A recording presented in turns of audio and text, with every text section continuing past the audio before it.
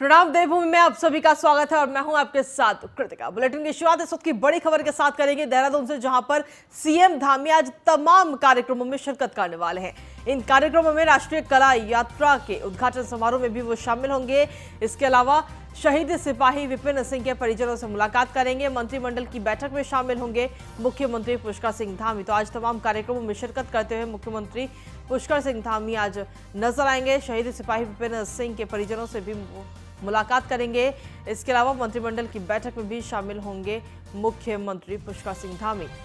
तो बड़ी जानकारी देहरादून से, सीएम धामी आज कई कार्यक्रमों में वो शिरकत करने वाले हैं। राष्ट्रीय कला यात्रा के उद्घाटन समारोह में मुख्यमंत्री पुष्कर सिंह धामी मौजूद रहेंगे। इसके बाद में शहीद सिपाही विपिन सिंह के परिजनों से वो मुलाकात करेंगे। वहीं मंत्रिमंडल की बैठक आज होनी है और इस बैठक में भी मुख्यमंत्री आज शामिल होंगे। तो बड़ी जानकारी देहरादून से, सीएम धामी आज तमाम कार्यक्रमों में शिरकत करते हुए नजर आएंगे।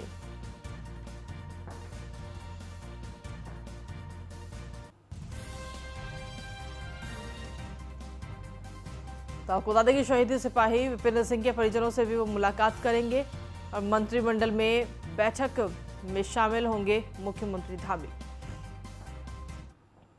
और चलिए अब आपको ग्राफिक्स के जरिए दिखाते हैं मुख्यमंत्री पुष्कर सिंह धामी का क्या कुछ पूरे दिन का आज कार्यक्रम रहने वाला है। तो चलिए ग्राफिक्स के जरिए आपको दिखाते हैं। सबसे पहले राष्ट्रीय कला यात्रा के उद्घाटन समारोह में मुख्यमंत्री शामिल होंगे। जनता दर्शन हॉल में सुबह 9 बजे कार्यक्रम का आयोजन रखा गया है। वहीं सुबह करीब 10:25 पर ग्राम धारकोट पोड़ी गढ़वाल पहुंचेंगे मुख्यमंत्री और शहीद सिपाही विपिन सिंह के परिजनों से भी आज मुख्यमंत्री मुलाकात करेंगे। सुबह करीब 11:40 पर सचिवालय पहुंचेंगे सीएम पुष्कर सिंह धामी और 11:45 पर मंत्रिमंडल की एक बैठक है और उसमें भी मुख्यमंत्री शामिल होंगे। इसके अलावा आंगनबाड़ी कार्यकर्ताओं को सहायिकाओं के कार्यक्रम का शुभारंभ करेंगे और शाम करीब 4 बजे आईटीबीपी निरंजनपुर पहुंचेंगे मुख्यमंत्री पुष्कर सिंह धामी। इसके अलावा विश्व स्तरीय मिनी झील का भी शिलान्यास मुख्यमंत्री आज करने वाले हैं। तो ये पूरा कार्यक्रम है मुख्यमंत्री पुष्कर सिंह धामी का और आज का ये पूरा कार्यक्रम, वाकई उनका पूरा दिन आज काफी व्यस्त होने वाला है। और इसी पर अधिक जानकारी के लिए हमारे साथ हमारे संवाददाता संदीप नेगी इस वक्त जुड़ गए हैं। सीधे रुख करते हैं। संदीप, क्या कुछ अपडेट्स और जिस तरीके से आज के पूरे कार्यक्रम लगातार लगे हुए हैं, तो ऐसे में उनका पूरा दिन जो है वो बिजी शेड्यूल आज उनका रहने वाला है। मुख्यमंत्री पुष्कर सिंह धामी का है जो 3 मिनट का कार्यक्रम है। सुबह 9 बजे की अगर बात करूं तो सबसे पहले मुख्यमंत्री आवास में जो कला यात्रा है उसका वहां पर आयोजन किया जाएगा और उसका उद्घाटन भी खुद मुख्यमंत्री पुष्कर सिंह धामी द्वारा किया जाएगा। इस दौरान तमाम जो कला जगत से जुड़ी हुई हस्तियां हैं वो वहां पर मौजूद रहेंगी। उसके बाद की अगर मैं बात करूं तो मुख्यमंत्री आज पौड़ी दौरे पर जाएंगे, क्योंकि कुछ दिनों पहले ही जिस तरह से शहीद विपिन सिंह सेना में शहीद हुए थे, तो उनके परिजनों से आज मुलाकात कर वहां पर सांत्वना देने का जो कार्य है वो मुख्यमंत्री करेंगे। ये आज पौड़ी जिले के जो धारकोट जो गांव एक जगह है वहां पर खुद मुख्यमंत्री पौड़ी से जाएंगे। हालांकि ये महज 1 घंटे का ही दौरा रहेगा। तो सुबह 10:28 पर मुख्यमंत्री यहां से निकलेंगे, हैली मार्ग से वहां पर पौड़ी के धारकोट में जाएंगे। तकरीबन 1 घंटा वहां पर रहने के बाद मुख्यमंत्री आज कैबिनेट की जो बैठक है, अहम बैठक है, उस पर भी मौजूद रहेंगे। तो आप सबसे बड़ी बात मैं आपको कह दूं कि कैबिनेट बैठक में आज जिस तरह से बताया जा रहा है, अभी तक जो जानकारी मिली है, जो 2 दर्जन से जो मुद्दे हैं उन पर कहीं ना कहीं आज जो प्रस्ताव है कैबिनेट बैठक में आएंगे और उन पर मुहर भी लग सकती है। तो ये कहीं ना कहीं आज जरूर निश्चित तौर पर देखा जा सकता है, क्योंकि पिछले दिनों लगातार मुख्यमंत्री पुष्कर सिंह धामी ने जो बड़ी-बड़ी जो घोषणाएं करी हैं, तो उनको आज अमली जामा जरूर पहनाया यहाँ पर जा सकता है। कैबिनेट में इन तमाम प्रस्तावों पर मुहर है वो जरूर यहाँ पर लग सकती है। तो कह सकते हैं कि आज की जो ये बैठक है वो बहुत काफी अहम रहने वाली है। तकरीबन 11 बजे के बाद ये बैठक शुरू यहाँ पर हो जाएगी और जो तमाम जो मंत्रिमंडल है वो यहाँ पर मौजूद रहेगा। हालांकि बड़ी बात, मैं एक बात ये भी कह दूं कि जो खुद जो यशपाल आर्य हैं, परिवहन मंत्री हैं, आबकारी मंत्रालय में उनके पास दिया गया है, उन्होंने कल ही इस्तीफा दिया है और वो कल कांग्रेस में भी ज्वाइन कर लिए गए हैं। तो कह सकते हैं वो एक जो मंत्री हैं वो यहाँ पर मौजूद नहीं रहेंगे, लेकिन बाकी जो पुष्कर सिंह धामी का जो मंत्रिमंडल है वो यहाँ पर पूरी तरह से मौजूद रहेगा। और जो बताया जा रहा है कि 2 दर्जन जो प्रस्ताव है उन पर भी मुहर लग सकती है। तो कह सकते हैं कि जो बिजी शेड्यूल है पूरा मुख्यमंत्री का वो यहाँ पर रहने वाला है। इसके अलावा जो आंगनबाड़ी जो कार्य करती हैं, जो महिलाएं जो लंबे समय से अपनी जो मांग मानदेय बढ़ाने की मांग कर रहे थे, उनको लेकर भी यहाँ पर उनसे मुलाकात है। तो उनको लेकर अलग से कार्यक्रम तो रखा ही गया है, लेकिन जिस तरह से बता रही थी कि हमारी जो मानदेय है वो लंबे समय से अटकी पड़ी है, तो उसको लेकर भी कहीं ना कहीं मुख्यमंत्री पुष्कर सिंह धामी घोषणा यहाँ पर जरूर कर सकते हैं। जी सुदीप, पुष्कर सिंह धामी ने जब से मुख्यमंत्री का ये पद संभाला है तब से लगातार वो ये कोशिश कर रहे हैं कि जो भी सरकार की तरफ से योजनाएं हैं वो जल्द से जल्द जनता के पास पहुंचे, क्योंकि अगले साल चुनाव भी है। बिल्कुल, आपको बता दें कि मुख्यमंत्री महज 4 महीने के कार्यकाल पुष्कर सिंह धामी के पास रहा है, जिसमें कि उनका 100 दिन का कार्यकाल महज चंद दिनों बाद ही पूरा होने वाला है। लिहाजा कह सकते हैं कि अंतिम ओवर में उन्हें बैटिंग करने के लिए उतारा गया है। तो कह सकते हैं कि लगातार जो ताबड़तोड़ फैसले हैं वो मुख्यमंत्री द्वारा लिए जा रहे हैं। कई सारी जो योजनाएं की जो शिलान्यास है कहेंगे, या फिर हम जो उनका जो उद्घाटन है वो मुख्यमंत्री ने किया है, लेकिन उस पर कहीं ना कहीं जब तक कैबिनेट की जो अहम बैठक होती है उस पर जब तक मुहर न लग जाए तो तब तक उसको क्लियर नहीं माना जा सकता। तो कह सकते हैं कि आज इसी तरह के 2 दर्जन जो प्रस्ताव है वो बिल्कुल कैबिनेट में आ सकते हैं और इन पर कहीं ना कहीं मुहर भी जरूर लग सकती है। इसके अलावा अगर मैं बात करूं तो स्वास्थ्य विभाग से लेकर तमाम जो शिक्षा विभाग है, इन तमाम जगहों पर मुख्यमंत्री ने खुद यहां पर उद्घाटन किए हैं। तो कह सकते हैं कि इन चीजों पर जरूर मुहर भी लग सकती है। साथ ही जिस तरह से चंद दिनों पहले ही मुख्यमंत्री पुष्कर सिंह धामी रोजगार की बात कर रहे, तो संभवतः आज ये भी अनुमान माना जा सकता है कि रोजगार के लिए भी अहम द्वार जो सरकार इस कैबिनेट में जरूर खुल सकती है। 22,000 भर्तियों की बात सीधे तौर पर सरकार ने की थी, तो लिहाजा संकेत पहले ही दिए जा चुके हैं कि इस कैबिनेट में कहीं ना कहीं उन पर भी मुहर लग सकती है। तो ये भी आज रोजगार और बेरोजगारों के लिए बड़ी खबर हो सकती है। जी चलिए, बहुत बहुत धन्यवाद तमाम जानकारी देने के लिए सुदीप। और इसी के साथ चलिए अब खबरों में आगे बढ़ेंगे। उत्तराखंड के कैबिनेट मंत्री यशपाल आर्य ने अब कांग्रेस ज्वाइन कर चुके हैं। यशपाल आर्य ने अपने बेटे के साथ कांग्रेस ज्वाइन की है और यशपाल आर्य 2016 में कांग्रेस छोड़कर भारतीय जनता पार्टी में आ गए थे। यशपाल और संजीव ने हरीश रावत और केसी वेणुगोपाल की मौजूदगी में कल दिल्ली में कांग्रेस में शामिल हुए। देखिए ये रिपोर्ट।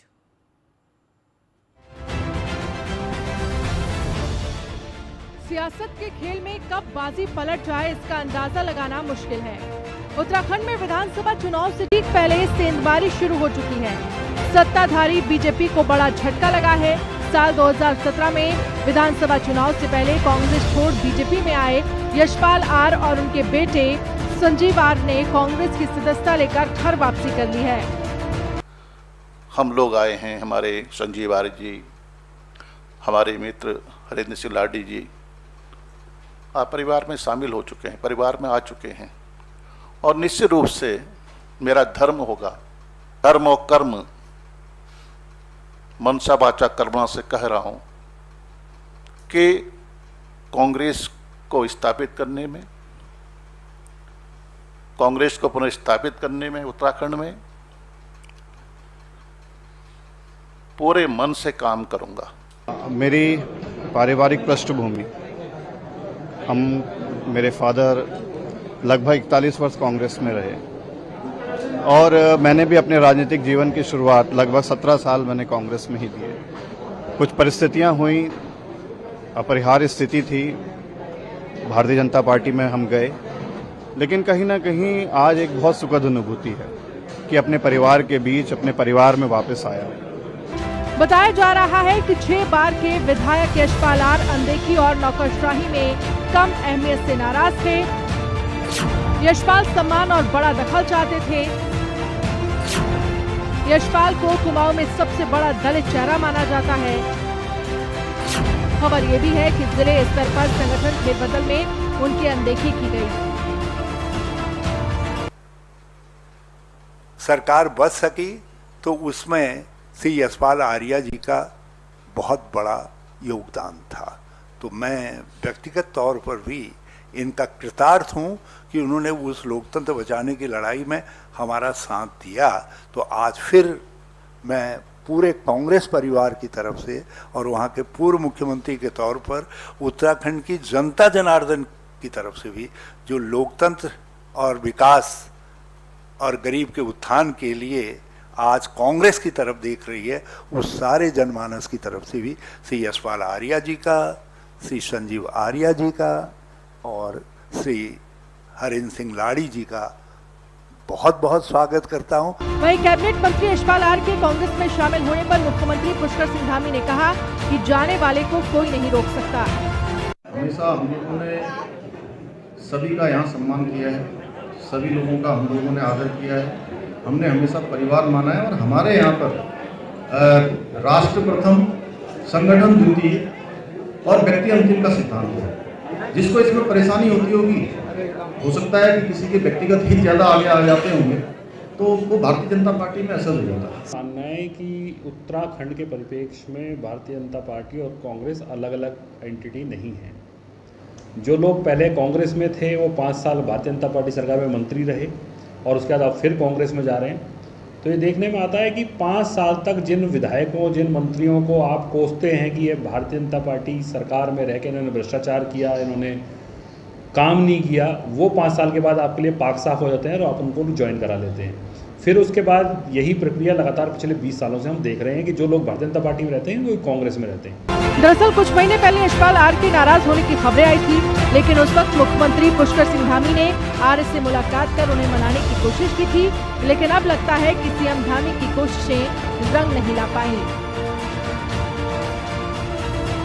भाजपा सरकार में बतौर कैबिनेट मंत्री का पद 4.5 साल तक संभालने के बाद आज यशपाल आर्य को कांग्रेस में अपना परिवार नजर आया है। लिहाजा आज दिल्ली में यशपाल आर्य ने अपने बेटे संजीव आर्य के साथ कांग्रेस का दामन थाम लिया है। अब देखना दिलचस्प होगा कि यशपाल आर्य की कांग्रेस में वापसी कांग्रेस को कितना मजबूत करती है।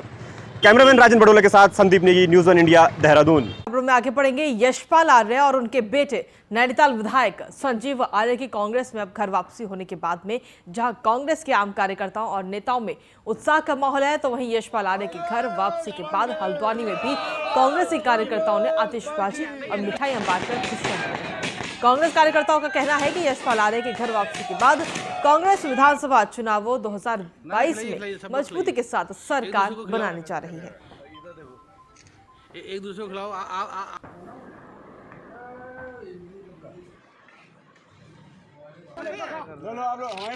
नहीं, देखिए बहुत खुशी की बात है कि आदरणीय यशपाल आर्य जी, देखिए उन्होंने कई वर्ष कांग्रेस को दिए और हम सबको दुख था जिस समय वो गए, जिन परिस्थितियों में वो गए वो सबके सामने हैं। और मेरी दोनों से पे बात हुई, मैंने यशपाल जी को भी बधाई दी, संजीव भाई को भी बधाई दी और पुनः एक संकल्प भी हम लोगों ने लिया कि भाई 2022 में हर हाल में प्रदेश में कांग्रेस की सरकार लाने के लिए, क्योंकि जिस प्रकार से त्रस्त एक पूरा तंत्र मंत्र चला है, जिस प्रकार से त्रस्त जनता को कर दिया और जिस प्रकार से लचर व्यवस्था रही और कांग्रेस की कार्यशैली जिसने देखी हो, कांग्रेस का जिसने काम देखा हो और उसके बाद भारतीय जनता पार्टी में जाकर अगर उसे काम करना पड़े तो अवश्य उनको दोनों स्थितियां उन्होंने समझी। देखिए, परिवार में यशपाल आर्य जी जो कांग्रेस परिवार में 40 साल से उन्होंने अधिक सेवा की है और एक हमारा पारिवारिक रिश्ता कांग्रेस के साथ रहा है यशपाल जी का, और घर वापसी में जो एक तरह से जश्न का माहौल है और जिस तरह से राम भगवान जो है वनवास काट करके वापस अपने अयोध्या लौटते हैं, इस तरह का एक माहौल कांग्रेस में आज बन गया है, जश्न का माहौल है। सारे परिवार, कांग्रेस परिवार के लोग जो है अति उत्साहित है क्योंकि यशपाल आर्य जी वहाँ पर घुटन महसूस कर रहे थे, क्योंकि वो जनता की आवाज़ वहाँ पर बात कोई सुनी नहीं जा रही थी। वहीं गणेश गोदियाल ने न्यूज़ 1 इंडिया से खास बातचीत की। उत्तराखंड कांग्रेस के प्रदेश अध्यक्ष गणेश गोदियाल जिन्होंने बातचीत की है न्यूज़ 1 इंडिया से, और क्या कुछ कहा है आइए सुनते हैं।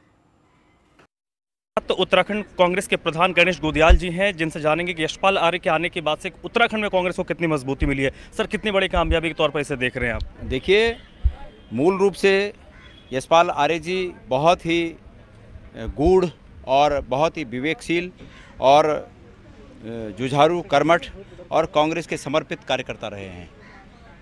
उनके बचपन से लेके और पिछले 4.5 साल पहले तक जिस प्रकार से उन्होंने कांग्रेस की सेवा की, वो कांग्रेस की सेवाएं उन्हें आह्वान कर रही थी कि वो वापस कांग्रेस में आए, और आज अंतरात्मा की आवाज़ सुनकर वो जो कांग्रेस में आए हैं, मैं उनके कांग्रेस में इस आगमन का और संजीव आर्य जी के कांग्रेस में आगमन का बहुत ही अभिनंदन करता हूं, उनका स्वागत करता हूं। उनके आने से मैंने जैसे कि प्रेस कॉन्फ्रेंस में कहा कि कांग्रेस का प्रत्येक कार्यकर्ता बहुत ही उत्साहित है, हमारी उमंग में गुणात्मक रूप में वृद्धि हुई है और ये इस बात को अंतिम रूप में इस बात को साबित करती है, ये बात उनके आने का ये जो घटनाक्रम है इस बात को साबित करता है कि उत्तराखंड में 2022 में कांग्रेस की सरकार बनेगी। आपने 15 दिन पहले एक बात कही थी, भारतीय जनता पार्टी के एक बड़े नेता ने कहा था कि कांग्रेस के इतने लोग भारतीय जनता पार्टी में आना चाहते हैं कि हमने नो एंट्री का बोर्ड लगा दिया। आपने कहा था 10-15 दिन वेट कीजिए, फिर हम आपको दिखाएंगे।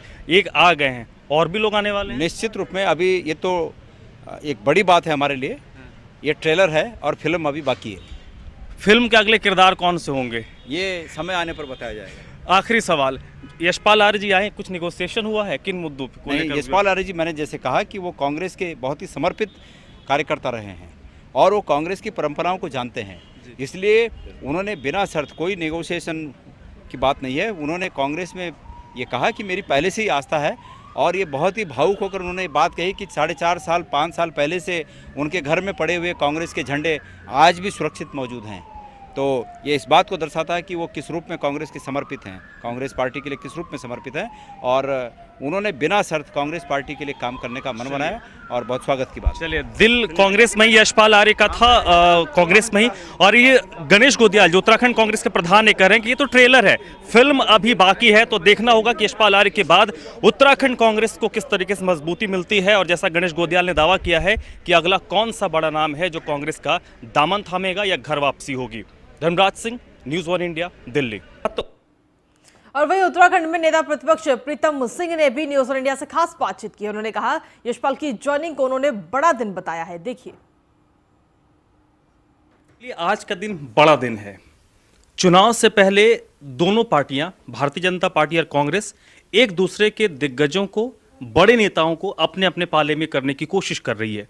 उत्तराखंड कांग्रेस में आज एक बड़े नेता ने ज्वाइन किया है।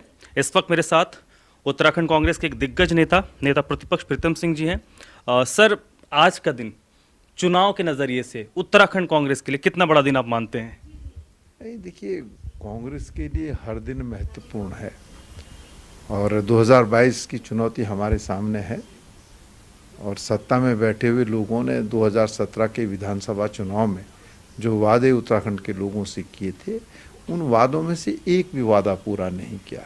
आज उत्तराखंड के लोग आहत हैं।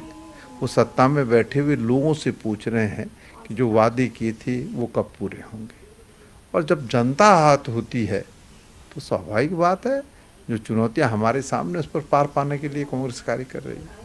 यशपाल आर्य जी के कांग्रेस पार्टी ज्वाइन करने से पार्टी को कितनी मजबूती मिलेगी?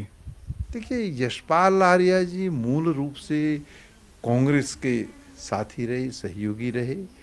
उन्होंने उत्तर प्रदेश में विधायक के रूप में और विधायक के बाद राज्य बनने के पश्चात जो है विधानसभा अध्यक्ष के रूप में और कांग्रेस के प्रदेश अध्यक्ष के रूप में और मंत्री के रूप में काम किया।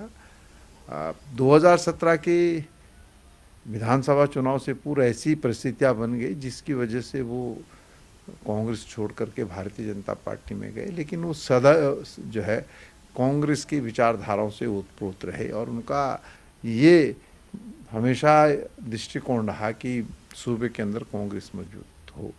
आज वो कांग्रेस में आए हैं, राहुल जी के नेतृत्व में, सोनिया जी के नेतृत्व में उन्होंने विश्वास व्यक्त किया और उन्होंने इस बात को भी कहा कि मैं एक कार्यकर्ता के रूप में उत्तराखंड राज्य के अंदर जो जिम्मेदारी मुझे दी जाएगी मैं कांग्रेस को मजबूत करने के लिए कार्य करूँगा। चलिए, बहुत बहुत शुक्रिया सर, थैंक यू हमसे बातचीत करने के लिए। प्रीतम सिंह जी, नेता प्रतिपक्ष भारतीय जनता पार्टी ने घाव दिए हैं, प्रीतम सिंह जी ने कहा। और 2022 के चुनाव का इंतजार कांग्रेस पार्टी या फिर प्रीतम सिंह जी नहीं कर रहे, उस चुनाव का इंतजार उत्तराखंड की जनता कर रही है और जनता ही उत्तराखंड के चुनाव में भारतीय जनता पार्टी को जवाब देगी। सहयोगी वीडियो पर्सन गौरव के साथ धर्मराज सिंह, न्यूज़ 1 इंडिया, दिल्ली। और इसी के साथ फिलहाल प्रणाम देवभूमि में